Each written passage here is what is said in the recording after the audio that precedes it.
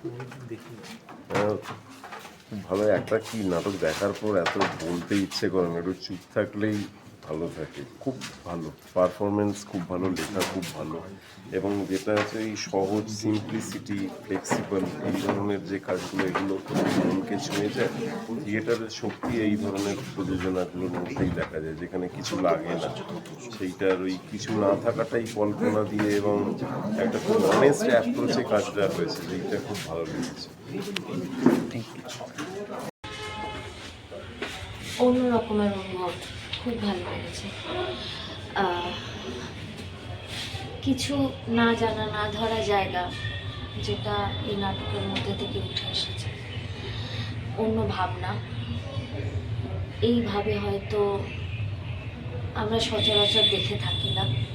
সাথে মৃত্তিকার অভিনয় ভীষণ ভালো লেগেছে, সাথে পুরো নাটকটার মাউন্টিং, মানে ওভারঅল সমস্তটা মিলিয়ে খুব ভালো লেগেছে। এবং হার্ট টাচিং, খুব মানে মনকে ছুঁয়ে গেছে, মনকে ছুঁয়ে গেছে। 4 সন্তানের মা গয়না পরে না, কোথায় লেখা বলুন তো?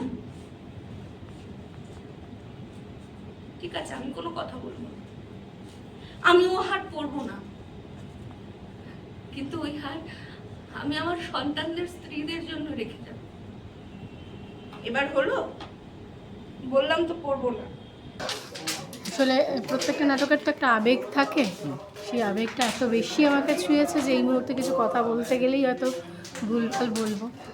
আর মৃত্তিকা এত ম্যাচিওর অভিনয় করেছে, কীভাবে একটু একটু করে বড় হয়ে গেল সেটা ভেবেই খুব আনন্দ হচ্ছে। এসে আমি যেটা বোধ করলাম, যেটা নিয়ে যাচ্ছি, আমি এখন কথা বলার মতো পরিস্থিতিতে নেই। অসাধারণ অসাধারণ অসাধারণ। তার সাথে সাথে শ্যামবাজার নাট্যচর্চা কেন্দ্র এবং অভিনেতা মৃত্তিকাকে অসংখ্য ধন্যবাদ যে তারা এই ধরনের একটি প্রযোজনা আমাদেরকে উপহার দিল। আমাদের হাওড়াবাসীকে সবাইকে দেখার জন্য অনুরোধ করব।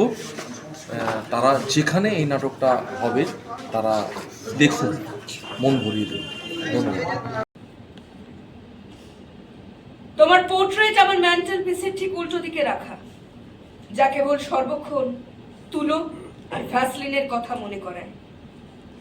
তুমি আমার শরীর সম্পূর্ণ দখল করে নিয়েছো। এটা প্রতিহিংসামূলক দাসত্ব নয় তো কি?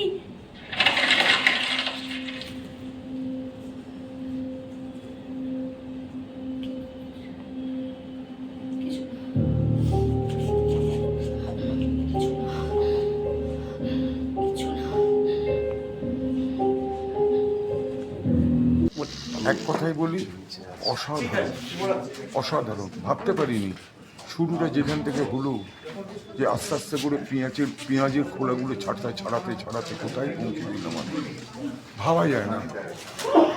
একক অভিনয় এত ভালো করা যায়, এত ভালো হয়, মন ছুঁয়ে গেছে, আর কিছু মানে একটা অসাধারণ ভালো লাগা তৈরি হয়েছে। মানে মৃত্তিকা যেটা করলো, এই যে পজ টাইমিংগুলো, মানে টেকনিক্যাল ব্যাপার, মানে নাটকের যে টেকনিক্যাল কিছু ব্যাপার থাকে, সেই টেকনিক্যাল ব্যাপারগুলো আমাকে ছুঁয়ে গেছে। ওর ওই পজ ইউজ করা, তারপর ওই কণ্ঠস্বরের যে গ্রাফিক্যাল, যে কণ্ঠকে নিয়ে যাওয়া, গ্রাফিক্যালি কোথায় উঠবে, কতটা নামাতে হবে, কতটা নামালে ট্রেন ড্রপ হবে না, এই বোধটা ওর এই বয়সে মানে এসে গেছে। মানে বয়সটা তো খুবই অল্প, তো ভালো লাগলো, খুবই ভালো লাগলো।